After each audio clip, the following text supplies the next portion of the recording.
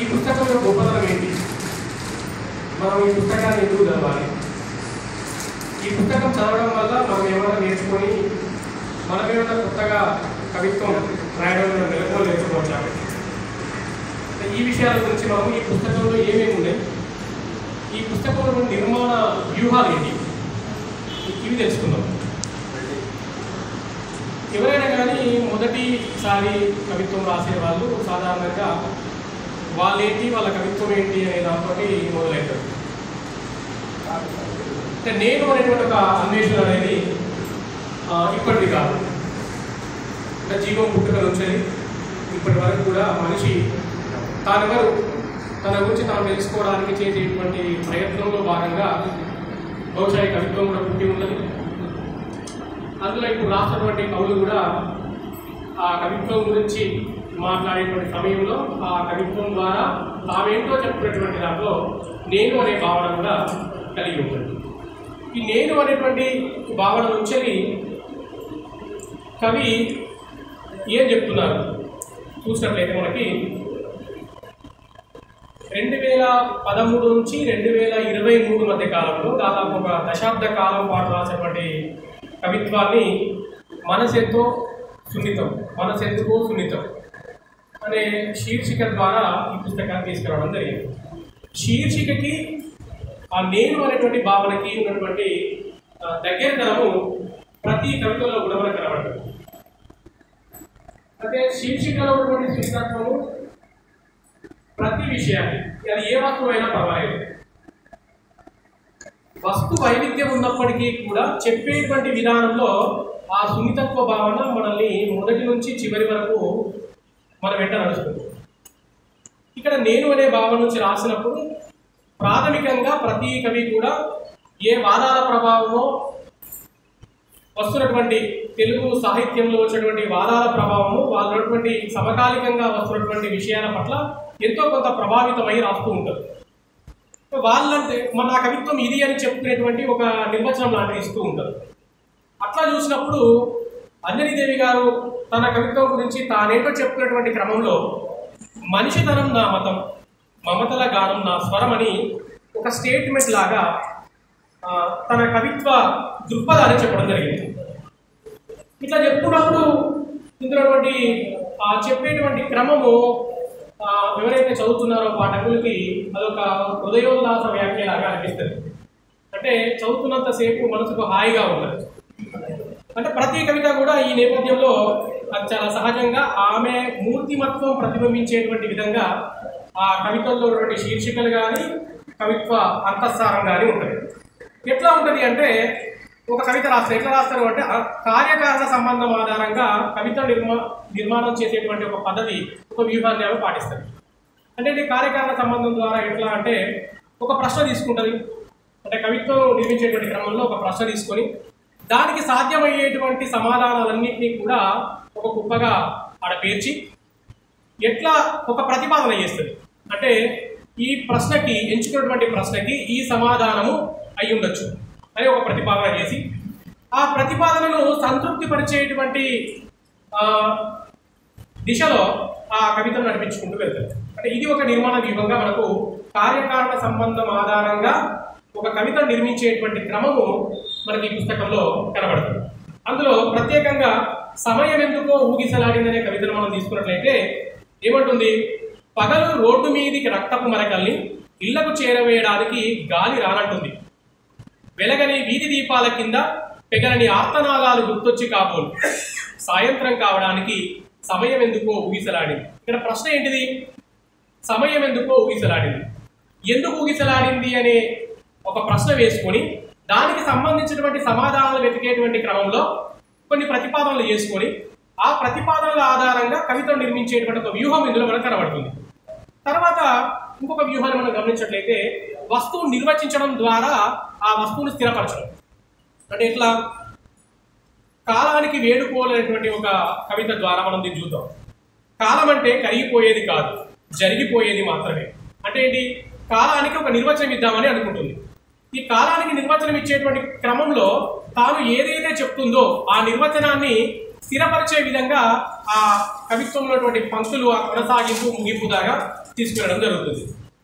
సిరి ఎంపిక చేసుకున్నటువంటి వస్తువు యొక్క స్వరూప స్వభావాలు దానికి ఆ కవితను నిర్మించేటువంటి ఆ క్రమంలో మనకు దోహదపడతాయి.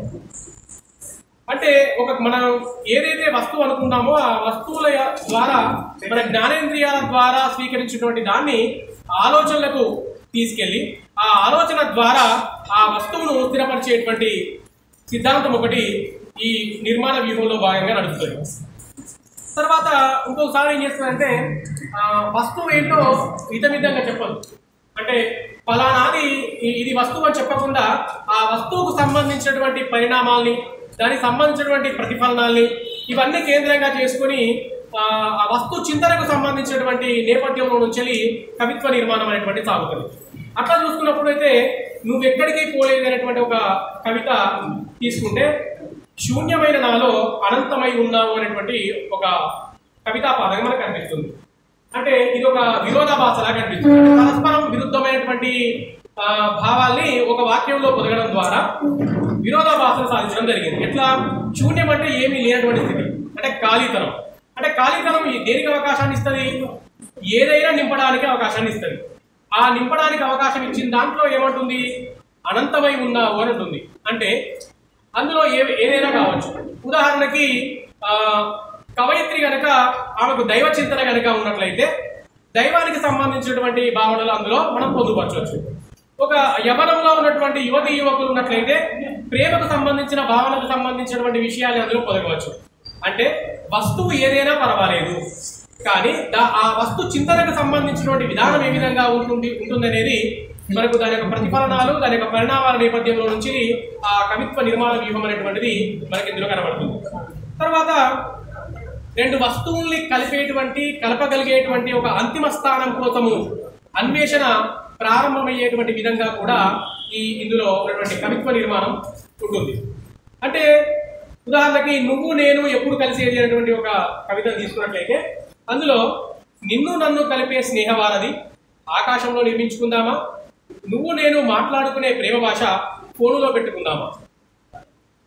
ఏ స్థితిలో ఉన్నటువంటి పదార్థాలో వస్తువులో భావనలో అది ఏ స్థితి అయినా పర్వాలేదు, దాని ప్రసరణకు మనకు ఏ యానకం అవసరం అవుతుందో అది మనం గుర్తించగలగాలి. అంటే ఏ ప్రసార మాధ్యమం ద్వారా మనము సమాచారాన్ని ఇచ్చిపుచ్చుకుంటున్నాము అనే దాన్ని బేస్ చేసుకుని ఈ కవిత అనేటువంటిది నిర్మాణం అనేటువంటి కొనసాగింది. తర్వాత ఇంకొక విషయం ఏంటంటే మనకు సాధారణంగా స్థిరత్వ భావన ఆధారంగా చేసుకున్నటువంటి వస్తువు నిర్మాణ క్రమం కూడా కనబడుతుంది. అంటే స్థిరత్వ భావన అంటే ఏంటి అంటే ఉదాహరణకి ఇది ఉంది అని చెప్పడం. ఉదాహరణ మనం అయస్కాంతాన్ని తీసుకుందాం. అయస్కాంతాన్ని తీసుకొని దాన్ని ఎన్ని ముక్కలుగా విడగొట్టినప్పటికీ కూడా ప్రతి చిన్న రేణువు కూడా అది ఉత్తర దక్షిణ ధృవాలను చూపెట్టేటువంటి ఒక స్థిరత్వాన్ని కలిగి ఉంటుంది. అట్లా తీసుకున్నప్పుడు మనకి ఒక ఇనుప వస్తువుని తీసుకొని దాన్ని విద్యుత్ అయస్కాంత క్షేత్రంలో ఉంచినప్పుడు విద్యుత్ క్షేత్రంలో ఉంచినప్పుడు అది విద్యుత్ క్షేత్రంలో ఉన్నంతసేపు అది అయస్కాంత స్వభావాన్ని కలిగి ఉంటుంది. ఎప్పుడైతే ఆ విద్యుత్ క్షేత్రం నుంచి బయట వచ్చినట్లయితే అది తన వల్ల పూర్వ వైభవాన్ని కలిగి ఉంటుంది, తన సహజ సిద్ధమైనటువంటి ఆ ఇనుము యొక్క స్వభావాన్ని కలిగి ఉంటుంది. అంటే ఏంటి? ఒక వస్తువుని తీసుకున్నప్పుడు ఆ వస్తువును రాసేటువంటి కవయిత్రి లేదా కవుల యొక్క ప్రభావం ఎంత మేరకు ఉంటుంది అనేటువంటి దాన్ని మనం ఇందులో చూడొచ్చు. అంటే ఏంటి? మనము ఏ కాలంలో ఉన్నాము, ఇక్కడ ఉన్నటువంటి సమకాలీనటువంటి సంఘటనలు ఏం జరుగుతున్నాయి, ఇక్కడ మన మీద మనల్ని ప్రభావితం చేసేటువంటి అంశాలు ఏమేమి ఉన్నాయి, ఆ ప్రభావితం చేసేటువంటి అంశాల ఆధారంగా వస్తువు అనేది నిర్దేశించబడుతుంది. ఆ వస్తువు నిర్దేశించినప్పుడు ఆ ప్రభావంలోంచి ఆ వస్తువు గురించి రాస్తారు. కొంతకాలం అయిపోయిన తర్వాత అంటే ఉదాహరణకి మనకు 90s లో స్త్రీవాదం వచ్చింది. స్త్రీవాదం ఉన్నప్పుడు వాళ్ళు స్త్రీవాదులు కానప్పటికీ కూడా అందరి కవులు కూడా ఆ స్త్రీవాదాన్ని బలపరిచే విధంగా కవిత్వం రాయడం జరిగింది. తర్వాత కాలంలో కొంతకాలము దిగంబర కవులు వచ్చారు, తర్వాత విప్లవ కవులు వచ్చారు, తర్వాత అభ్యుదయ కవులు వచ్చారు. ఇట్లా రకరకాల వాదాల ప్రభావంగా కాలక్రమ అనుగుణంగా కొంతమంది కవులు వచ్చారు.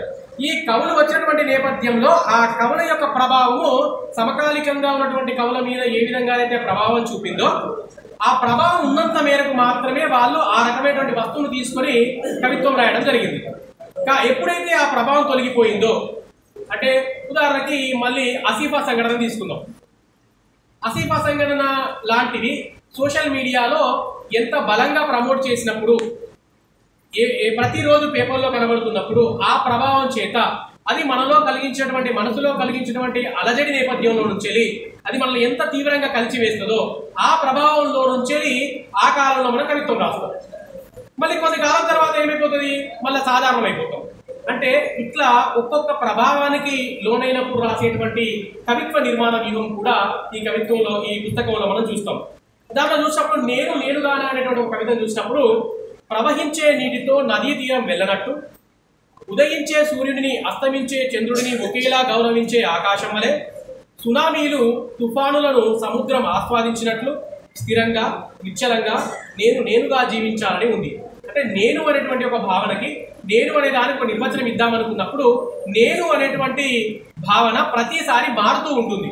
ఇక్కడ మనం కూర్చున్నాము, ఇక్కడ ఈ సభలో వింటున్నటువంటి వ్యక్తులు, ఇక్కడ మాట్లాడేటువంటి వ్యక్తుల యొక్క ప్రభావం చేత కొంత మేరకు ఆ ఆరాని ఇంటి దాకా మోసుకుని పోగలుగుతారు.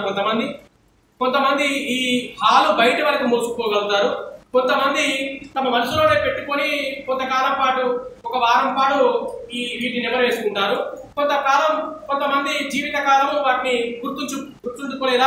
గుర్తుంచుకునేలా ఉంటారు. అంటే ఎంత మేరకు ఆ వస్తువు మనల్ని ప్రభావితం చేసింది, ఎంత మేరకు చెప్పేటువంటి విషయాలు మనల్ని ఆకర్షిస్తున్నాయనే దాన్ని బట్టి నేను అనేటువంటి భావన అనేటువంటి స్థిరపడుతుంది. ఇప్పుడు మరి అందరూ కూడా కవిత్వం రాస్తారు కదా, అందరు రాసే కవిత్వం ఒకే రకంగా ఉంటుందా? ఉండదు. ఎట్లా అంటే వస్తువును చూసేటువంటి విధానం, దాన్ని దర్శించేటువంటి విధానం ఆధారంగా మనకు ఆ కవిత్వం అనేటువంటిది కనబడుతుంది. అంటే ఏంటి అంటే ఒక్కొక్క కవికి ఒక్కొక్క దృష్టికోణం ఉంటుంది. అంటే వస్తువును దర్శించేటువంటి ఆ స్వభావం ఎట్లా వైవిధ్యమైనటువంటి ఒక నిర్మాణ క్రమం ఎట్లా రూపొందుతుంది అంటే కవికి మధ్య ఒక పుస్తకం చదివినప్పుడు కొంత ప్రేరణ కలుగుతుంది. మనకు ఏమనిపిస్తుంది అంటే ఈ వస్తువును చూసాం కదా, మనం ఇట్లా రాయాలి కవిత్వం అని ఒక ప్రేరణ పొందుతాం. కొంతమంది ఏం చేస్తారు, అదే భ్రమలో అంటే ఎవరైతే ఏ పుస్తకం అయితే చదువుతున్నామో ఆ ప్రేరణను బేస్ చేసుకొని దాన్ని ఆధారంగా చేసుకొని అదే రకమైన కవిత్వం రాయాలనేటువంటి ఒక భ్రమలో ఉండిపోతారు. మళ్ళీ కొంతకాలం తర్వాత ఏమనిపిస్తుంది అంటే మళ్ళీ ఇంకొన్ని పుస్తకాలు చదివినప్పుడు ఈ వేరియేషన్ అనేది చూసుకోవడం వల్ల క్రమక్రమంగా తనకంటూ ఒక దృక్పథాన్ని ఏర్పరచుకోవడము, తనదైన ఒక శైలిని నిర్మించుకోవడము అనేది ఆ తర్వాతి కాలంలో కాల పరిణామక్రమ నేపథ్యంలో కొనసాగుతుంది. ఇక్కడ అంజనీదేవి గారి కవిత్వంలో కూడా పరిణామక్రమ నేపథ్యంలో వచ్చినటువంటి మొదటి పుస్తకంగా భావిస్తూ మనము ఈ విషయాల్ని దృష్టిలో పెట్టుకుంటే తర్వాత వచ్చేటువంటి పుస్తకాలలో దీనికి సంబంధించిన పరిణామం అనేటువంటిది తర్వాత పుస్తకంలో కనిపిస్తుందేమో. అంటే ఇందులో ఒక ప్రాథమిక తనం గురించి కూడా మనం మాట్లాడుకోవాలి. ఇక్కడ నీకు నాకు అనేటువంటి కవితను చూద్దాం ఒకసారి. అందమైన పూలదండ కనిపిస్తుందా నీకు? ఉరితాడులో బిగింపబడిన సన్నని మూలుగులు వినిపిస్తున్నాయి నాకు. అంటే మనం పూలదండ చూసినప్పుడు ఒక కవికి ఏమనిపిస్తుంది, ఒక భావకవిత్వం రాస్తారు. పూలదండ అనగానే పువ్వులు అలాగే ఒక సున్నితత్వమైనటువంటి ఒక భావన కనిపిస్తుంది. అంటే కవి వస్తువును దర్శించేటువంటి విధానం ఎట్లా ఉంటుంది? పూలదండలో ఉన్నటువంటి పూలదండను చూసినప్పుడు ఆమెకు ఏమనిపిస్తుంది, ఉరితాడులో బిగింపబడినటువంటి సన్నని మూలుగులు వినిపిస్తున్నాయి. అంటే మనం ఇది ఎక్స్పెక్ట్ చేయము. అంటే ఇది కవికి మధ్య ఉన్నటువంటి ఆ వేరియేషన్ని చూపిస్తుంది. అంటే వస్తువును కవి ఏ విధంగానైతే దర్శిస్తున్నాడో ఆ దృష్టికోణం వల్ల, ఆ పర్సెప్షన్ ఆధారంగా ఆ కవిత్వం నిర్మాణం అయ్యేటువంటి క్రమం ఆధారపడి ఉంటుంది. అది ఏ రకంగానే ఉండొచ్చు, అది పాజిటివిటీగా ఉండొచ్చు, నెగిటివిటీగా ఉండొచ్చు, అది ఏ దృక్కోణమైనా కానీ కావచ్చు. అది ఎట్లా అంటే ఆ మనిషిలో ఉన్నటువంటి అంటే అంతర్గతంగా కానీ బాహ్యంగా ఉన్నటువంటి యుద్ధ వాతావరణాన్ని తలపించే విధంగా కూడా ఆ వస్తువు రూపుదిద్దుకునేటువంటి అవకాశం ఉంటుంది. తర్వాత స్వేచ్ఛ గురించి మాట్లాడుతుంది కవిత్వంలో. స్వేచ్ఛ అంటే ఏ స్వేచ్ఛ గురించి మాట్లాడుతుంది అంటే కవులకి స్వేచ్ఛ ఉంటుంది. ఒకటి, కవులకు ఏ రకమైన స్వేచ్ఛ ఉంటుంది అంటే ఇప్పుడు ఇప్పుడున్నటువంటి సమాజంలో ఫాసిస్ట్ నేపథ్యంలో నుంచి మనం మాట్లాడాలి. అంటే ఇప్పుడున్నటువంటి ప్రజెంట్ టాపిక్ ఏంటి అంటే రాజ్యం చేస్తున్నటువంటి ఫాసిస్ట్ దృక్పథాల గురించి మనం అవగాహన చేసుకొని ఆ ఫాసిస్ట్ విధానాలకు వ్యతిరేకంగా కవి అనేవారు పోరాడాలి అనే నేపథ్యం నుంచి కవిత్వం రావాలి. అంటే ఇది ఇప్పటి సందర్భం. ఆ స్వేచ్ఛ గురించి మరి ఇంకే రకంగా ఉంటుంది స్వేచ్ఛ. మరి స్వేచ్ఛకు ఇంత స్వేచ్ఛగా కనుక కవులు కనుక భావ ప్రకటన కలిగి ఉంటే వివి లాంటి వాళ్ళలాగా, సాయిబాబా లాంటి వాళ్ళలాగా కూడా జైళ్లకు వెళ్ళేటువంటి అవకాశం కూడా లేకపోలేదు. అంటే ఏంటి, స్వేచ్ఛకు పరిమితులు ఉన్నాయన్నట్టే కదా. స్వేచ్ఛ అనేటువంటి అర్థానికి పరిమితమైనటువంటి భావనల్ని తీసుకున్నప్పుడు అది బిట్ల అంజనీదేవి గారు తీసుకుంటే ఆ వస్తువుని స్వేచ్ఛను తీసుకుంటే ఆమె పరిమితులు ఎట్లా ఉన్నాయి చూద్దాం ఒకసారి. ఏం తీసుకుంటుంది? చిన్న తల్లి నన్ను క్షమించు, అప్పుడే రెక్కలు విచ్చుకొని బయటకు వచ్చిన ఆనందం ఇది, చందమామతో చెలిమి, చల్లగాలితో సయ్యాటలు, చిటారు కమ్మున ఊయలుగాలని ఉరకలేసే కోరికలు. అంటే మన చిన్నపిల్లలు ఎదిగేటువంటి క్రమంలో వాళ్ళ స్వేచ్ఛకు అంటే చదువు నేపథ్యంలో నుంచి వెళ్ళి మనం పిల్లల్ని ఏ విధంగానైతే ఒక నియంత్రణలో ఉంచడానికి ప్రయత్నం చేస్తామో ఒక రకంగా వాళ్ళకు స్వేచ్ఛ ఇవ్వాలనేటువంటి ఒక తపన ఉంటుంది. ఒకవేళ స్వేచ్ఛను కనుక ఆ పరిధిని మించితే ఎట్లా ఆ స్వేచ్ఛ అతిక్రమించబడి ఏ దారిలో వాళ్ళు వెళ్తారో అనేటువంటి ఒక భయం ఉంటుంది. అంటే ఈ సంఘర్షణ ఉంటుంది కదా, ఏమంటారు దీన్ని, ఉపగమ పరిహార సంఘర్షణ. అంటే ఒకటి అవును అంటుంది, ఇంకోటి కాదు అంటుంది. అంటే స్వేచ్ఛ ఇస్తే ఒక రకంగా, స్వేచ్ఛ ఇవ్వకపోతే ఒక రకంగా. ఆ ఉపగమ పరిహార సంఘర్షణ మనకి ఈ కవిత్వంలో కనబడుతుంది.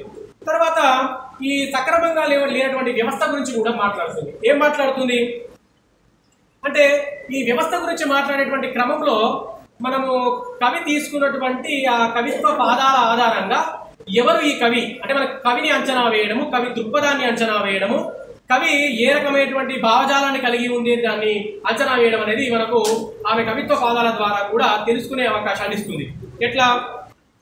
మనము మంచు కొండల చల్లగా ఉండాల్సిన మనిషితనం ఎందుకనో లావాలా జ్వలిస్తుంది, నేనెందుకనో గడ్డ కట్టుకోబోతున్నాను, రేపెప్పుడైనా అగ్నిపర్వతంలా జ్వలించి లావాలా స్రవించాలి కాబోలు.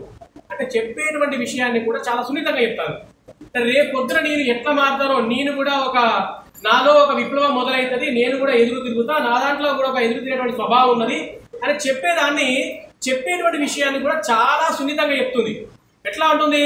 ఎందుకనో లావాలా జ్వలిస్తుంది, నేను ఎందుకనో గడ్డ కట్టుకోబోతున్నాను, రేపెప్పుడైనా అగ్నిపర్వతంలా జ్వలించి లావాలా స్రవించాలి కాబోలు. రేపెప్పుడైనా ఈ కాలం ఒకే రకంగా ఉండదు. నేను ఇంత సున్నితంగా ఉన్నా కదా, ఇంత సున్నితత్వం రేపొద్దున పనికి రాకపోవచ్చు. ఈ సున్నితత్వం రేపొద్దున పనికి రాకపోతే నేను కూడా ఏ రకంగా ఉండాలి అనే దాన్ని సూచనప్రాయంగా చెప్తున్నట్టు మనకు ఈ కవిత్వ పాదాల ద్వారా తెలుస్తుంది. అంటే ఎట్లా ఒక కాంట్రాస్ట్ ఎట్లా ఉంటుందో చూద్దాం ఒకసారి. ఎట్లా మనము అవ్యవస్థ గురించి మాట్లాడుతున్నాం, అంటే సక్రమంగా లేనటువంటి వ్యవస్థ గురించి మాట్లాడుతున్నాం. ఈ సక్రమంగా లేని వ్యవస్థను ఎలా తన కవిత్వం ద్వారా చెప్తుంది అంటే, కోకిల గురించి మాట్లాడుతుంటే సక్రమం అనుకుందాం, కావ్యం గురించి మాట్లాడితే సక్రమంగా లేని వ్యవస్థ అనుకుందాం ఒక రకంగా. ఎలా ఆ డిస్ప్లేస్మెంట్ ఎలా జరుగుతుందో చూద్దాం, ఆ స్థానభంశీకరణ ఎలా జరుగుతుందో చూద్దాం ఒకసారి.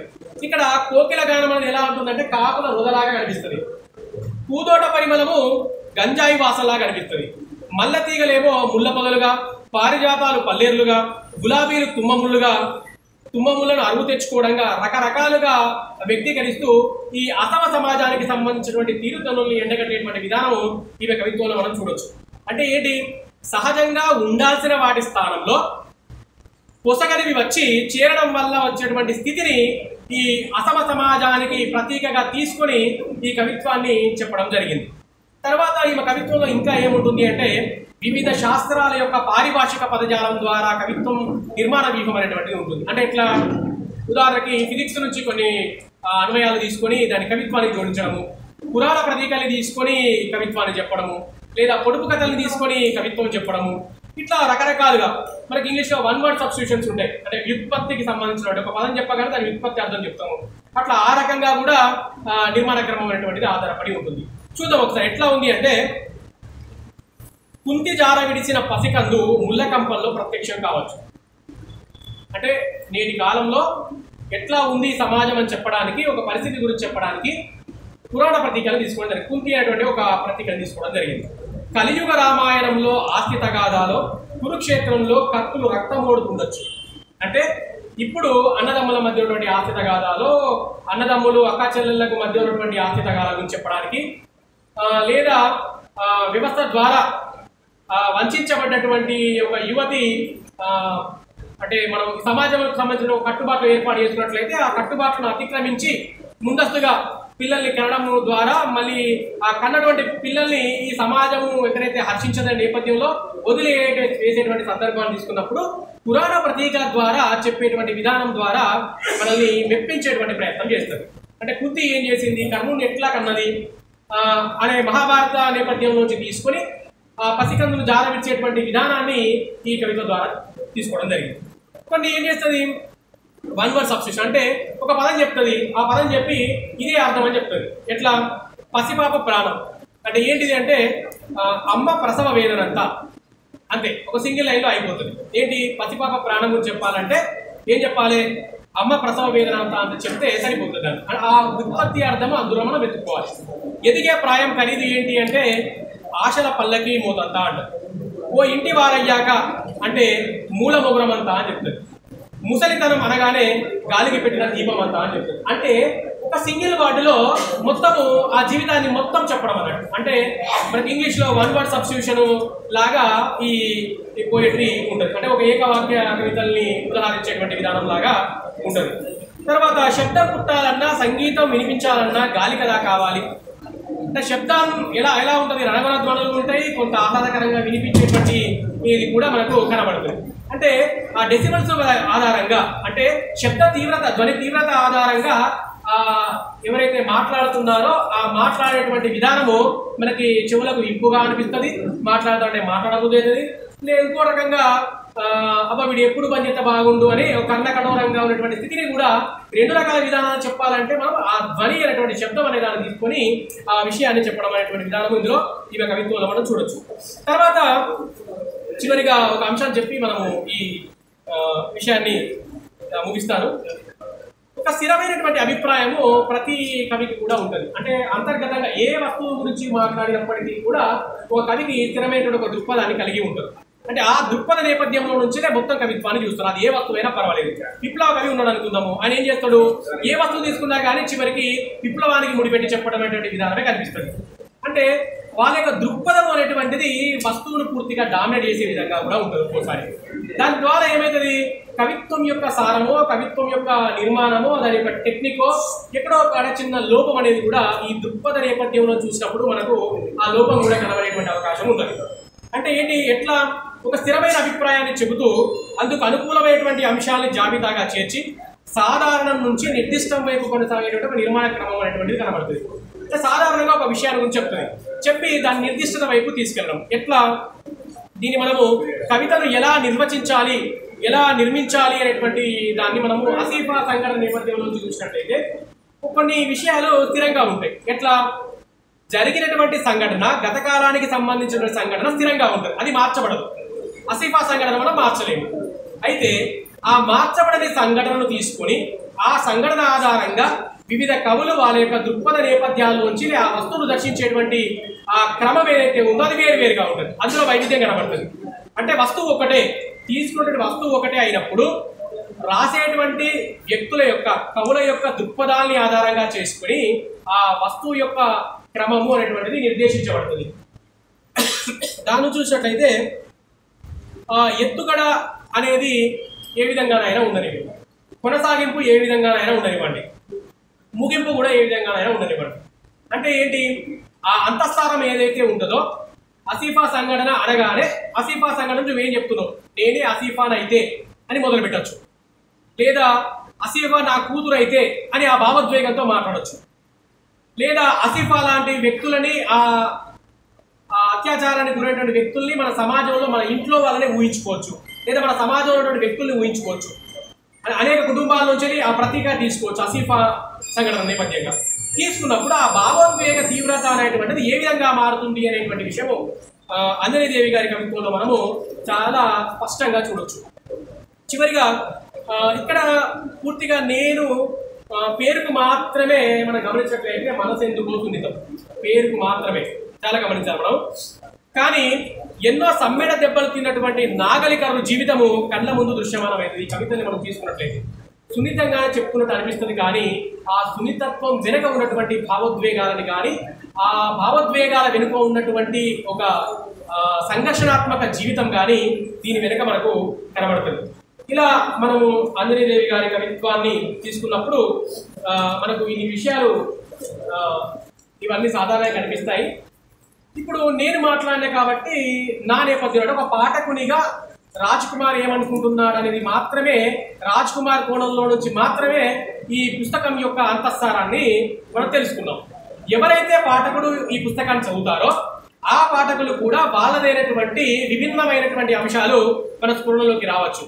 ఆమె చెప్పినటువంటి నాస్టాల్జియాకి సంబంధించిన గత జ్ఞాపకాల గురించి కానీ, బాల్యాన్ని గురించి కానీ, ఏ వస్తువులు తీసుకున్నట్టు కానీ మనం కొంతమంది చదివినప్పుడు వస్తువులు గుర్తుపెట్టుకుంటారు, కొంతమంది చదివినప్పుడు అన్నట్టు శిల్పరహస్యాలు గుర్తుపెట్టుకుంటారు, కొంతమంది చదివినప్పుడు ఈ శైలి చాలా బాగుంది అని గుర్తుపెట్టుకుంటారు. అట్లా చూసినప్పుడు మొత్తంగా అంజనీదేవి గారు ఈ మనసెందుకో సున్నితం ద్వారా తన దృక్పథం ఏంటో స్పష్టంగా తెలియజేస్తూనే ఆ దృక్పథం వెనక ఉన్నటువంటి అంతఃస్థానాన్ని కూడా ఈ కవిత్వం ద్వారా తెలియపరిచిందని భావిస్తూ ఈ అవకాశం ఇచ్చినటువంటి తెలంగాణ రచయితల వేదిక కరీంనగర్ వారికి కృతజ్ఞతలు చెప్పుకుంటూ ఈ సభకు